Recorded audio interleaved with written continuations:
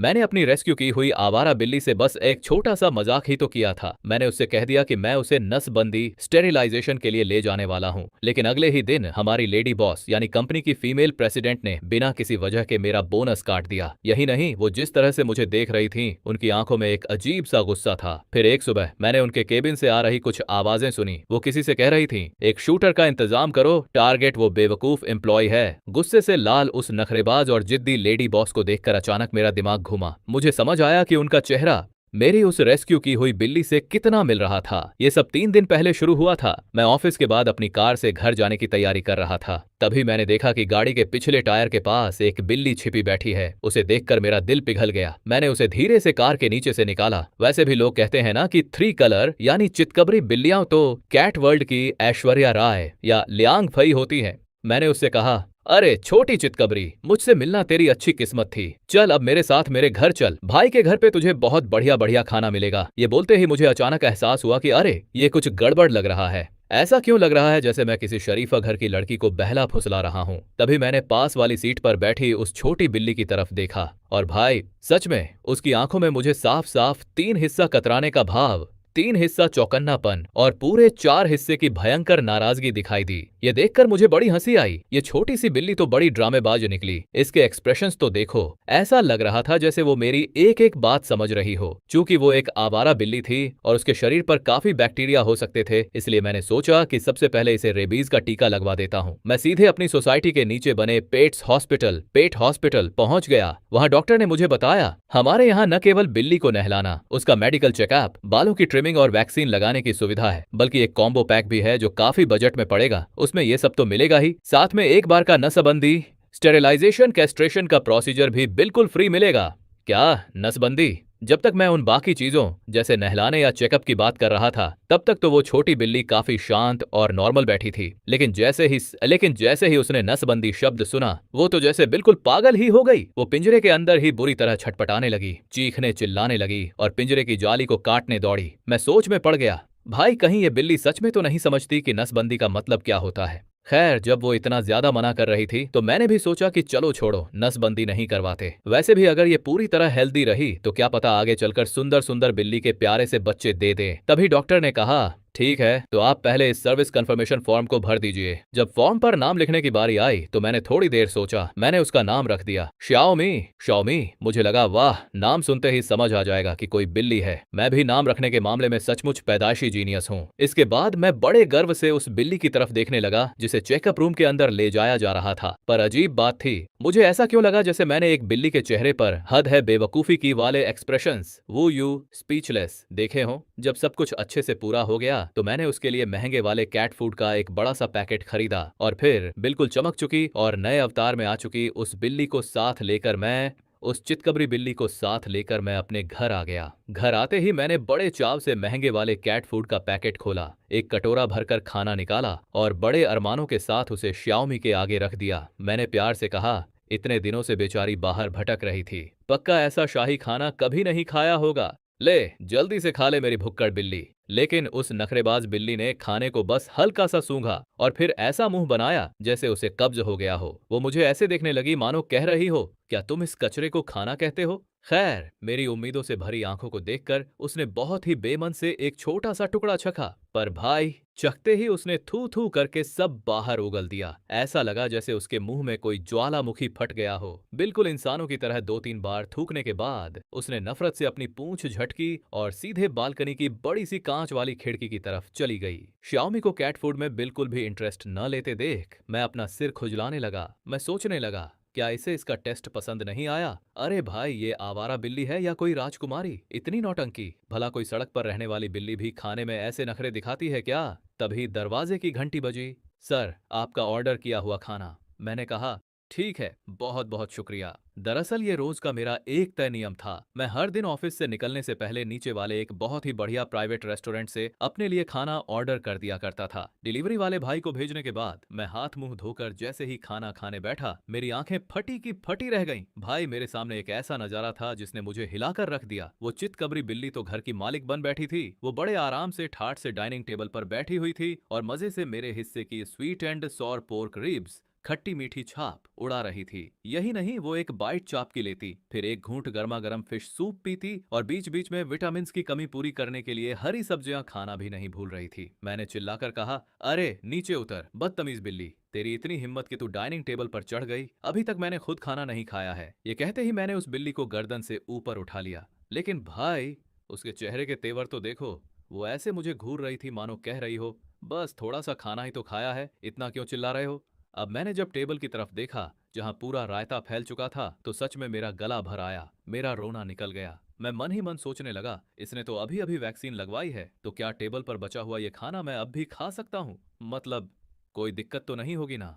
आखिरकार मुझे इतनी भूख लगी थी कि मैंने ज्यादा परवाह नहीं की। मैंने बस नीचे से एक रिब चाप का टुकड़ा उठाया और मजे से खाने लगा। लेकिन मुझे इस बात का अंदाजा भी नहीं था कि मुझे ऐसा करते देख उस बिल्ली का चेहरा इंसानों की तरह एकदम लाल हो गया था। वो बड़ी शर्माती हुई नजरों से मुझे देख रही थी, मानो मन ही मन सोच रही हो कि अरे, ये तो एक तरह से हमारा इनडायरेक्ट किस हो गया। अभी मैंने दो चार निवाले ही खाए थे कि तभी मेरे फोन की घंटी बजी। मेरे कलीग फैटू का फोन था। उसने आते ही कहा, हेलो भाई, तेरी किस्मत चमकने वाली है, बहुत बड़ी ब्रेकिंग न्यूज है। अपनी कंपनी की वो जो बेहद खूबसूरत लेडी बॉस है ना, लियू रूहान, वो अचानक गायब हो गई हैं। मैंने चिढ़कर कहा, तो तूने मुझे इस बात के लिए फोन किया है? अरे भाई, फीमेल प्रेसिडेंट गायब हुई है तो इसमें मेरा क्या लेना देना, मैंने थोड़ी ना उनका किडनैप किया है। वैसे भी वो किसी के भी घर पर हों, मुझे क्या। फैटू बोला, अरे यार, तुझे कुछ नहीं पता क्या? हमारी लेडी बॉस ने आज तक किसी को डेट नहीं किया है, बिल्कुल भोली भाली कली है वो। अगर तूने उन्हें ढूंढ लिया और उन्हें इम्प्रेस कर दिया ना, तो समझ ले सीधे आसमान में उड़ने लगेगा। लाइफ सेट है तेरी। मैंने हंसते हुए कहा, चल बे, क्या कुछ भी बकवास कर रहा है? फैटू आगे बोला, अरे यार, तू जाता क्यों नहीं?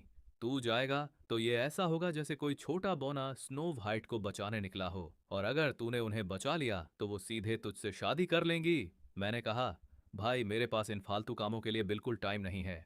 चलो, अब मैं फोन रख रहा हूँ, मुझे पैसे कमाने हैं, डिस्टर्ब मत कर। ये कहकर मैंने बिना किसी हमदर्दी के फोन काट दिया। इसके बाद मैंने अपना लैपटॉप खोला और हाल फिलहाल की फाइनेंशियल और शेयर मार्केट की न्यूज देखने लगा। मैंने स्क्रीन देखते हुए खुद से कहा, हाँ, हम डामी मोबाइल्स के शेयर्स बहुत बुरी तरह गिरने वाले हैं, यही मेरे लिए असली मौका है।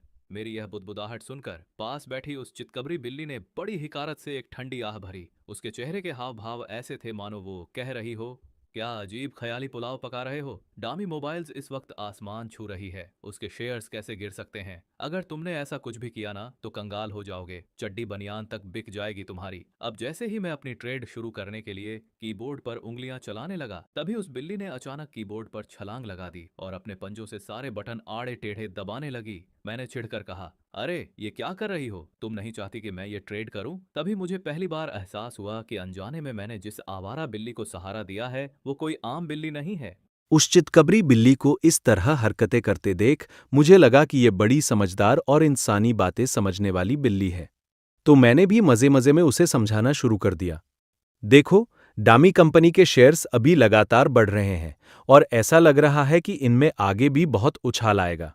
लेकिन असलियत यह है कि ये अपनी आखिरी सीमा तक पहुंच चुके हैं। इसकी सबसे बड़ी वजह यह है कि कंपनी के दो सबसे बड़े बोर्ड डायरेक्टर्स आपस में मिलकर इसे पूरी तरह टेकओवर करने की प्लानिंग कर रहे हैं। बिल्ली ने जब ये सुना तो वो दंग रह गई। वो सोचने लगी, अरे, ऑफिस का ये मामूली सा बंदा जो बिल्कुल मिस्टर इंडिया बनकर रहता है, उसे कंपनी के अंदर की इतनी बड़ी खुफिया खबर कैसे पता चल गई? लगता है इसके अपने कुछ तगड़े जुगाड़ और सोर्सेज हैं। पर अगर ऐसा है तो ये भला एक मामूली एम्प्लॉय बनकर क्यों पड़ा हुआ है? खैर, जब तक मैंने अपनी सारी ट्रेडिंग और पासों का लेन देन पूरा किया, तब तक रात काफी गहरी हो चुकी थी। मैं जल्दी से हाथ मुंह धोकर बेडरूम के बड़े से बेड पर जाकर लेट गया और गहरी नींद में सो गया। लेकिन ठीक उसी वक्त बाहर लिविंग रूम के अंधेरे में सोफे पर बैठी उस बिल्ली की चमकती हुई आंखें धीरे से खुली। उसकी प्लानिंग थी कि वो पास ही रखे शू रैक, जूतों की अलमारी पर छलांग लगाएगी और वहां से अपने वजन का इस्तेमाल करके दरवाजे के हैंडल को नीचे दबाकर भाग जाएगी। लेकिन जैसे ही उस चितकबरी बिल्ली ने छलांग लगाने की तैयारी की, अचानक हवा में एक हल्की सी सफेद रोशनी चमकी। अरे, मैं वापस अपने असली रूप में आ गई। उसने हड़बड़ी में खुद को ऊपर से नीचे तक देखा और शर्म के मारे उसका पूरा चेहरा टमाटर की तरह लाल हो गया। वो बिना कपड़ों के थी। वो तुरंत दबे पांव मेरे वॉक इन क्लोजेट कपड़ों की अलमारी की तरफ भागी और वहां से मेरी एक ढीली ढाली बड़ी सी टी शर्ट और शॉर्ट्स ढूंढकर पहन लिए। इसके बाद वो सीधे मेरे बेडरूम में मेरे बेड के पास आकर खड़ी हो गई।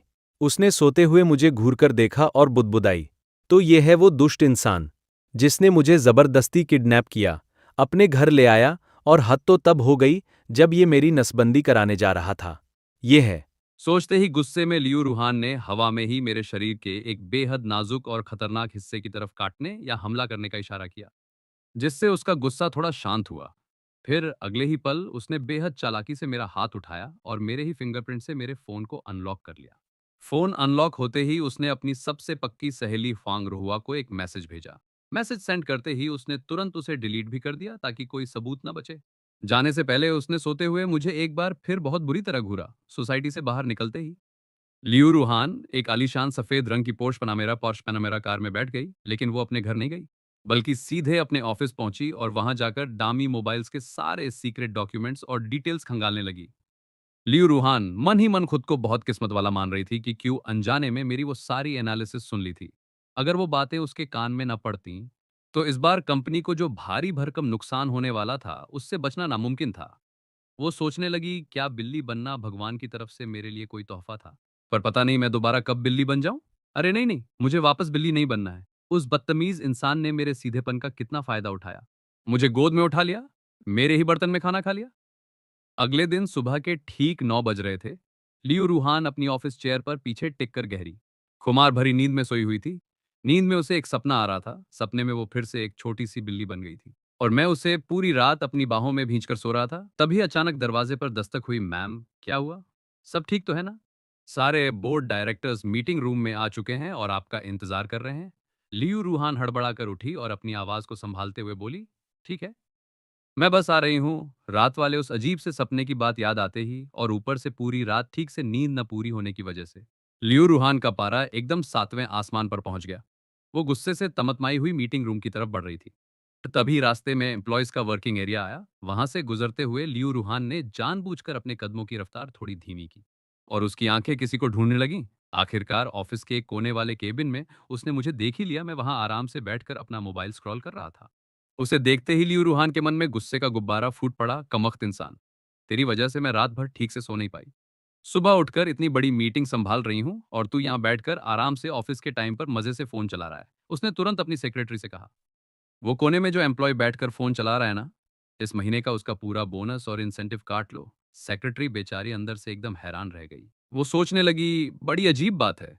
जब से मैं मैम के साथ काम कर रही हूँ मैंने आज तक उन्हें किसी मामूली एम्प्लॉय पर इतना सख्त होते नहीं देखा।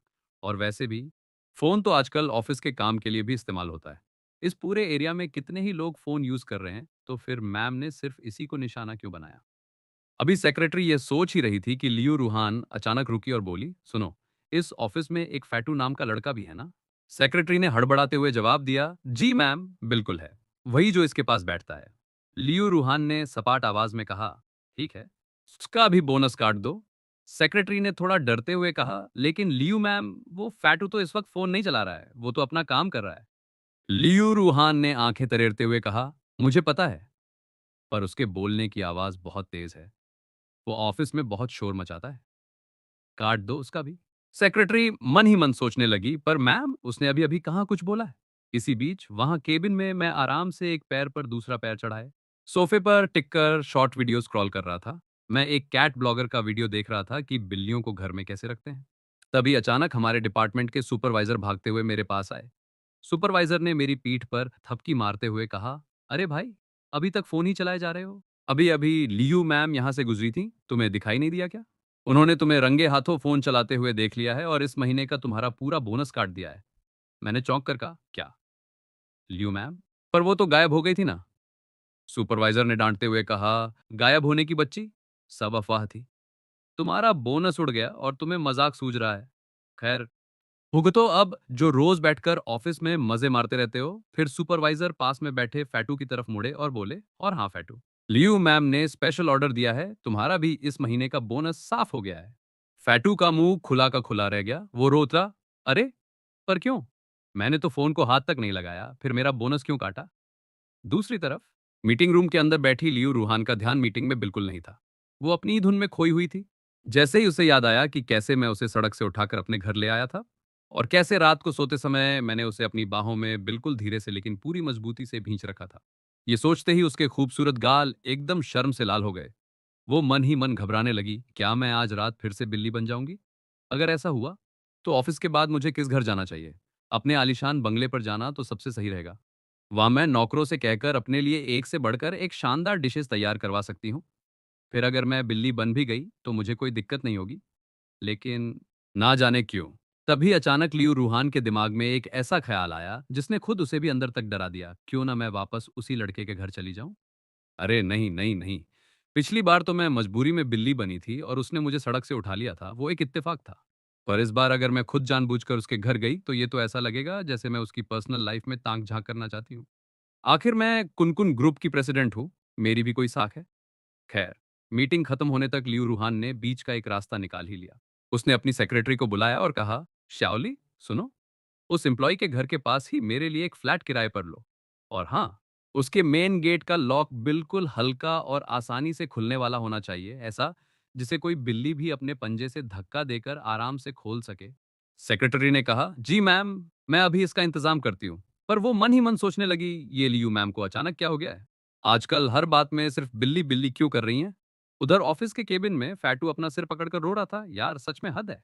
ऑफिस में सिर्फ बात करने पर कोई बोनस काटता है क्या?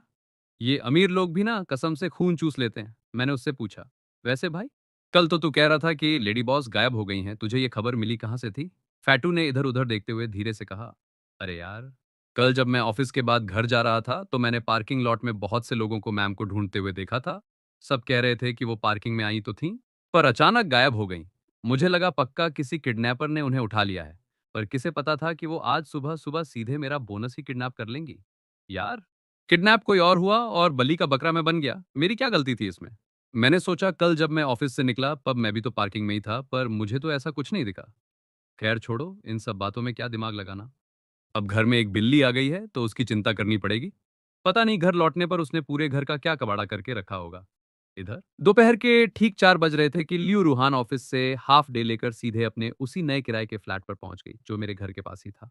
उस नए फ्लैट में पहुंचकर उसने जल्दी जल्दी कुछ हल्का फुल्का खाया और खुद को उस बदलाव के लिए तैयार करने लगी। और भाई ठीक वैसा ही हुआ। जैसे ही शाम के पूरे 5 बजे लियू रूहान को अपने शरीर में एक बहुत ही अजीब सी हलचल महसूस होने लगी, बिल्कुल वैसी ही जैसे किसी को जोरों की वॉशरूम जाने की हाजत होती है। अगले ही पल हवा में एक हल्की सी सफेद रोशनी चमकी और वो एक बार फिर से वही छोटी चितकबरी बिल्ली बन चुकी थी। उसने मन ही मन सोचा, तो इसका मतलब मैं रोज शाम को ठीक 5 बजे वापस बिल्ली बन जाती हूँ। उसने दीवार पर लगी घड़ी की तरफ देखा और फिर तुरंत दबे पांव दौड़ती हुई दरवाजे के पास पहुंची। उसने दरवाजे को हल्का सा धक्का दिया, बाहर निकली और सीधे आकर मेरे घर के मेन गेट के सामने बैठ गई। चूंकि वो रात भर ठीक से सोई नहीं थी, ऊपर से दिन भर की थकान और अभी अभी पेट भर खाना खाने की वजह से उसे बहुत तेजी से नींद आने लगी। जैसे ही उसका शरीर सुस्ती के मारे फर्श पर डीला पड़ने लगा और वो बैठने ही वाली थी, लियू रूहान ने झटके से अपनी बिल्ली वाली टांगों को एकदम सीधा और कड़क कर लिया। उसने खुद को झिड़का, अरे नहीं, मैं ऐसा बिल्कुल नहीं कर सकती। मैं एक असली बिल्ली की तरह दुबक कर किसी के घर आने का इंतजार कैसे कर सकती हूँ? अगर मैंने ऐसा किया तो इसका मतलब तो यही हुआ ना कि मैं सचमुच किसी की पालतू बिल्ली बन चुकी हूँ। जबकि असलियत ये है कि वो लड़का तो मेरे ऑफिस का एक मामूली सा नौकर है और बॉस मैं हूँ। यही सोचकर उसने फैसला किया कि वो वहां आराम से बैठकर नहीं, बल्कि पूरी ठसक के साथ चारों पैरों पर खड़ी होकर इंतजार करेगी। बिल्कुल वैसे जैसे कोई आलीशान महल की मालकिन अपने नौकर के घर लौटने का इंतजार करती है। तड़पते तड़पते आखिरकार पूरे 2.5 घंटे बीत गए। रात के 7:30 बजे मैं थका हारा ऑफिस से लौटकर अपनी बिल्डिंग के फ्लोर की तरफ बढ़ रहा था। मैं जैसे ही कॉरिडोर में आया तो मैंने दूर से ही देखा कि श्याओमी बिल्कुल कड़क होकर सीधे दरवाजे पर खड़ी है। ये नजारा देखकर तो मेरी हंसी ही छूट गई। भाई ये बिल्ली सच में कितनी नखरेबाज और जिद्दी है। खड़ी खड़ी ही सो रही है। मैंने पास जाकर उसे गोद में उठाया और कहा, अरे तुम बाहर कैसे आ गईं? कहीं तुम्हें दरवाजा खोलना तो नहीं आता? मान गए मेरी मी, तुम तो बड़ी हैवी ड्राइवर निकली। लियू रूहान ने जब यह सुना तो वो मन ही मन बुरी तरह चिढ़ गई। क्या मेरी मी, तुम अपनी कंपनी की लेडी बॉस से इस तरह बात करते हो? और ये चाओमी कैसा बकवास नाम रखा है मेरा। ये तो उतना ही घिसा पिटा और देहाती नाम है जैसे गांव के किसी कुत्ते का नाम कालू या शेरू होता है। वो अंदर से गुस्से में तमतमा रही थी, पर बिल्ली के इस छोटे से शरीर में वो मेरा कुछ बिगाड़ नहीं सकती थी। वो बिना किसी विरोध के चुपचाप मेरे हाथों में आ गई। मैंने दरवाजा खोला और उसे धीरे से फर्श पर नीचे उतार दिया। मैंने मुस्कुराकर कहा, चल भाई श्याओमी, हम अपने घर आ गए। लियू रूहान ने पैर झटकते हुए मन ही मन कहा, इसे घर आना नहीं कहते मिस्टर। मैं तो यहाँ सिर्फ अपनी कंपनी की खुफिया जानकारी जुटाने आई हूँ और साथ ही साथ अपने एम्प्लॉयज के कैरेक्टर और उनकी औकात का टेस्ट ले रही हूँ। अगर तुमने इस टेस्ट में अच्छा परफॉर्म किया ना, तभी मैं तुम्हें प्रमोशन देने के बारे में सोचूंगी, वरना रही बात इस जगह को अपना घर समझने की, तो बेटा वो तो भूल ही जाओ, कभी नहीं। घर के अंदर आते ही मैंने सबसे पहले बालकनी की खिड़की खोली ताकि ठंडी ठंडी हवा आ सके और थोड़ी देर शांत बैठकर अपने दिमाग को आराम दिया। कुछ देर बाद मैं सीधे श्याओमी के सामने जाकर खड़ा हो गया और बिल्कुल कड़क आवाज में उससे आत्मा झकझोरने वाले सवाल पूछने लगा। मैंने कहा, हाँ भाई बताओ, कल तुम कहाँ गायब हो गई थी और घर से बाहर कैसे निकली? अच्छा ये सब छोड़ो, अलमारी से मेरे कपड़े कहाँ गए? अरे ऐसे टुकुर टुकुर मुझे देख क्या रही हो? लियू रूहान ने तुरंत अपना चेहरा एकदम सीधा और मासूम बना लिया, मानो कह रही हो, अरे तुम मुझ पर शक कर रहे हो? मैं तो बस एक नन्ही सी बेजुबान और शरीफा बिल्ली हूँ, मुझे क्या पता। श्याओमी को इस तरह एकदम डरा और सहमा हुआ देखकर मेरा दिल पिघल गया। मुझसे रहा नहीं गया और मैंने बड़े प्यार से उसे पुचकारने के लिए अपना हाथ आगे बढ़ाया और उसके सिर पर फेरने लगा। लेकिन भाई अगले ही पल लियू रूहान के अंदर की शेरनी जाग गई। उसने तुरंत गुर्राते हुए मुझे वार्निंग दी, खबरदार, अपना ये हाथ पीछे हटाओ, मुझे छूने की हिम्मत भी मत करना। खैर मुझे तो सिर्फ बिल्ली की म्याऊं सुनाई दी थी। मुझे लगा कि सड़क से लाई हुई बिल्लियां शुरुआत में थोड़ा नखरा करती हैं और जल्दी किसी को हाथ नहीं लगाने देती, ये तो बहुत नॉर्मल बात है। पर भाई मैं भी कहाँ किसी की मानने वाला था। मैंने चैलेंज एक्सेप्ट कर लिया। मैंने आव देखा ना ताव, तुरंत उसे अपनी गोदी में उठा लिया और मजे मजे में उसके बदन के बालों को पीछे से आगे की तरफ यानी एकदम उल्टी दिशा में सहलाना शुरू कर दिया। अब भाई बिल्लियां अपने बालों को लेकर बहुत ज्यादा सेंसिटिव होती हैं। उनके बालों को इस तरह उल्टा सहलाना बिल्कुल वैसा ही होता है जैसे कोई इंसान सोकर उठे और उसके सिर के बाल पीछे से अजीब तरीके से खड़े हो जाएं या पिचक जाएं। ये सच में बहुत ही चिढ़ाने वाला और गंदा एहसास था। लियू रूहान मन ही मन चीख पड़ी, अरे ओ बिल्ली के नौकर, तुझे इतना भी नहीं पता क्या कि बिल्लियों के बालों को कभी भी उल्टे हाथ से नहीं सहलाया जाता? मैंने उसे तंग करते हुए कहा। अरे श्याओमी, इतना गुस्सा क्यों कर रही हो यार? वैसे जब तुम ऐसे गुस्से में मुंह फुलाती हो ना, तो बिल्कुल मेरी लेडी बॉस जैसी लगती हो, एकदम चुआनियों की गुस्सैल नागिन। चुआनियो बाओलोंग, तेज तर्रार और रौबदार महिला। लियू रूहान का तो दिमाग ही भन्ना गया। क्या चुआनियों की गुस्सैल नागिन? ये इस कमबख्त ने मेरे लिए नाम रखा है? हा, रुको बेटा, बताती हूँ तुम्हें। मैंने मुस्कुराकर कहा, चलो अब मैं पहले नहाने जा रहा हूँ, आकर तुम्हारे साथ खेलूंगा। उसने नफरत से मुंह फेर लिया। अरे जाओ बे, किस बदतमीज को तुम्हारे साथ खेलना है? सच में जैसे कुत्तों की दुश्मन बिल्ली होती है, वैसे ही इस बिल्ली का सबसे बड़ा दुश्मन मैं बन चुका था। मेरे बाथरूम जाते ही लियू रूहान को बहुत जोरों की प्यास लगी, पर जैसे ही उसकी नजर फर्श पर रखे बिल्ली वाले पानी के बर्तन कैट बाउल पर पड़ी, उसका मन एकदम खट्टा हो गया। उसने सोचा, मैं कोई सचमुच की बिल्ली थोड़ी ना हूँ, मैं उस जानवरों वाले बर्तन से पानी कैसे पी सकती हूँ? कभी नहीं। तभी उसकी नजर डाइनिंग टेबल पर रखे मेरे पानी के ग्लास पर गई, पर फिर वो ठिठक गई। अरे पर ये पानी तो उस लड़के का झूठा है, अगर मैंने इसे पिया तो ये तो फिर से एक तरह का इनडायरेक्ट किस हो जाएगा। अब लियू रूहान टेबल पर रखे मेरे ग्लास और फर्श पर रखे कैट बाउल को कभी इधर देखती कभी उधर देखती। वो काफी देर तक इसी कशमकश में फंसी रही, पर भाई प्यास के मारे उसका गला सूखा जा रहा था, तो आखिरकार उसने अपनी ईगो को साइड में रखा। वो फुर्ती से टेबल पर चढ़ी, अपनी छोटी सी गर्दन को ग्लास के अंदर डाला और मजे से पानी पीने लगी। जब उसका पेट भर गया तो उसने बिल्ली वाले स्टाइल में खुशी से अपना सिर झटका, पर तभी उसने एक बार पानी के ग्लास को देखा और फिर अचानक खुद को देखा। उसने जब अपने पंजों को देखा तो उसका माथा ठनका। अरे ये दुष्ट इंसान तो जानबूझकर मुझे जानवर समझ रहा है ना। तुमने मेरे बालों को उल्टा सहलाया था ना, लो अब भुगतो। तुमने जिस ग्लास से पानी पिया, अब उसी में मैंने अपने पैर धो दिए। तभी मैं बाथरूम से बाहर आ गया और मेरी नजर उस पर पड़ गई। मैंने चिल्लाकर कहा, अरे सत्यानाश श्याओमी, तुम ये क्या कर रही हो? लियू रूहान ने तुरंत अपनी बिल्ली वाली आंखें तरेरी और मन ही मन बोली, हाँ देख लिया ना, अब सोच क्या रहे हो? मैं तुम्हारी बॉस हूँ, अगर हिम्मत है तो हाथ उठाकर दिखाओ। मैंने अपना सिर पकड़ लिया और झिड़कते हुए कहा, देखो इस ग्लास से तुम पानी पी सकती हो, मुझे कोई दिक्कत नहीं है, लेकिन अगली बार से इसमें अपने पैर मत धोना, समझे? ये सुनकर लियू रूहान थोड़ी हैरान रह गई। उसने सोचा, चलो इस बंदे का नेचर वैसे इतना भी बुरा नहीं है, गुस्सा थूक दिया इसने। पर भाई अभी उसने मेरे बारे में थोड़ा सा अच्छा सोचना शुरू ही किया था कि मैंने फिर से एक और कांड कर दिया। मैंने आप देखा ना ताव, बड़े प्यार से पहले तो उसके सिर को सहलाया, फिर धीरे से उसकी ठुड्डी चिन के नीचे उंगली से खुजलाया, और हद तो तब हो गई जब मैंने सीधे उसकी पूंछ के निचले हिस्से टेल बेस को सहला दिया। अब भाई, ये जो पूंछ का हिस्सा होता है वो बिल्लियों के लिए बहुत ही सेंसिटिव और एक तरह का कमजोर पॉइंट होता है। वहां छूते ही लियू रूहान के दिल की धड़कनें एकदम बुलेट ट्रेन की रफ्तार से भागने लगीं। उसका पूरा बदन सिहर उठा। वो मन ही मन चीख पड़ी, अरे ओ बदतमीज इंसान, ये तुम कहाँ हाथ लगा रहे हो? शर्म और गुस्से के मारे लियू रूहान ने मुझ पर जोर से फुफकार मारी, हिस किया और तुरंत वहां से भागकर सोफे के नीचे जाकर छिप गई। अब वो बाहर आने का नाम ही नहीं ले रही थी। आखिर वो अपनी लाइफ में आज तक किसी भी मर्द के इतने करीब नहीं आई थी और न ही किसी ने उसे इस तरह छुआ था। वो अंदर ही अंदर गुस्से से लाल और शर्म से पानी पानी हो रही थी। मैंने सोफे के नीचे झांकते हुए कहा, अरे श्याओमी, इतना भी क्या भाव खाना, इतनी कंजूस मत बनो यार, अभी तो हमें और भी।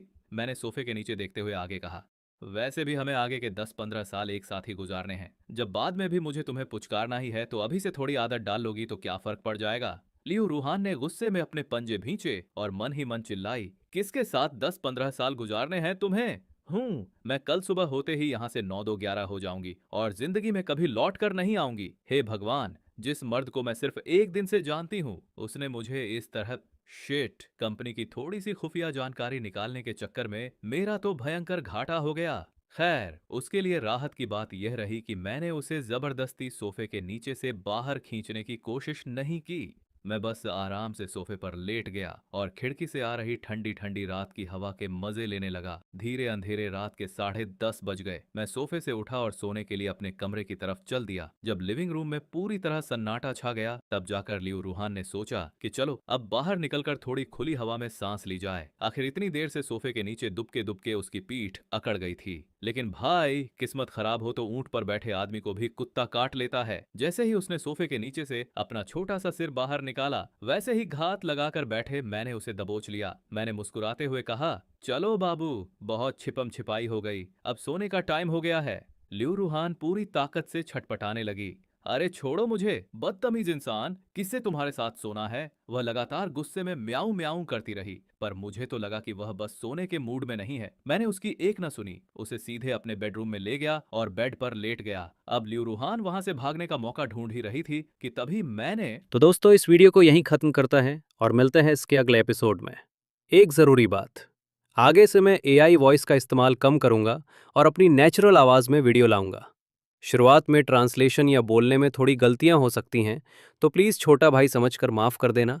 जैसे ही हमारी यूट्यूब अर्निंग थोड़ी अच्छी होगी, मैं एक शानदार माइक भी खरीद लूंगा। तब तक अपना सपोर्ट बनाए रखिए। मिलते हैं बहुत जल्द एक नए एपिसोड में और मेरी असली आवाज़ के साथ। बाय बाय दोस्तों, टेक केयर।